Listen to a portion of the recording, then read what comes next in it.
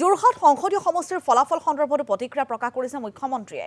যোৰহাট সমষ্টিত জয়লাভ বিজেপিৰ বাবে সহজসাধ্য নহয় বুলি অকপত স্বীকাৰোক্তি ডক্টৰ হিমন্ত বিশ্ব শৰ্মাৰ। বিগত লোকসভা নিৰ্বাচনতো কম ব্যৱধানতে বিজেপিৰ প্ৰাৰ্থীগৰাকী জয় হৈছিল বুলি উল্লেখ কৰে মুখ্যমন্ত্ৰীগৰাকীয়ে। যোৰহাটৰ প্ৰসংগৰে নগাঁও আৰু ধুবুৰীৰ ভোটদানৰ হাৰৰ তুলনামূলক বিশ্লেষণ ডক্টৰ শৰ্মাৰ। নগাঁও আৰু ধুবুৰীৰ ভোটদানৰ অংকই অসমৰ জাতীয় জীৱনৰ প্ৰতি ভাবুকি অনাৰ প্ৰসংগ দোহাৰে মুখ্যমন্ত্ৰীগৰাকীয়ে।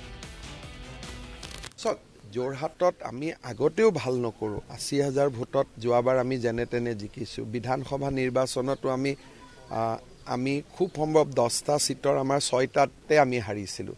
গতিকে সেইটো ছিট আগৰ পৰাই আমাৰ টান। আগৰ বাকী ছিটবিলাক যেনেকৈ সহজ নহয়, কিন্তু যোৰহাটত হৰাৰ পিছতো ৯৪খন আসনত বিজেপি দল জিকিব পাৰিছে, 94। আৰু 94 আসনত অসমত কোনো পাৰ্টি কেতিয়াও জিকিব পৰা নাই। গতিকে ক'ৰবাত কহি খুচি কহি গম, এইটোতো ইলেকশ্যনত থাকেই। কিন্তু ঠিক আছে, যোৰহাটত কোনোবা জিকিছে, আমাৰ মানুহে জিকিছে, সেইটো লৈ কোনো প্ৰব্লেম নাই। কেইবাৰ আমি জিকিছোঁ, অহাবাৰ আমি জিকিম। ইলেকশ্যনত হাৰা জিকা হৈ থাকে, কিন্তু তাত সাম্প্ৰদায়িকতাবাদ নাই।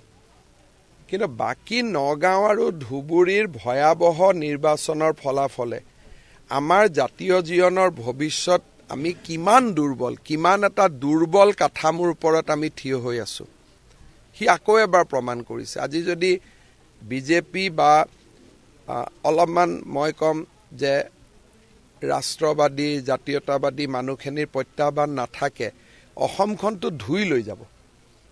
অসমখন ধুই লৈ উৰাই লৈ যাব, কোনো থাকিব নোৱাৰে। গুৱাহাটীতে হিন্দু চিট এটাত আপোনালোকে চাওক, বিজেপিও পাইছে, কংগ্ৰেছো পাইছে। অসমীয়া মানুহ যে সাম্প্ৰদায়িকতাবাদী নহয়, সেইটো যোৰহাটেই প্ৰমাণ কৰিছে। ঠিক আছে, আমি বিজেপিক নিদিওঁ, আমি কংগ্ৰেছকো দিওঁ, তাৰমানে হিন্দু সাম্প্ৰদায়িকতাবাদী নহয়, সেইটো প্ৰমাণ হ'ল। আজি যোৰহাটৰ ফলাফলটোৱে কি প্ৰমাণ কৰিলে? যে হিন্দুৱে সাম্প্ৰদায়িকতাবাদ নকৰে। কিন্তু আজি হিন্দু সমষ্টি এটাত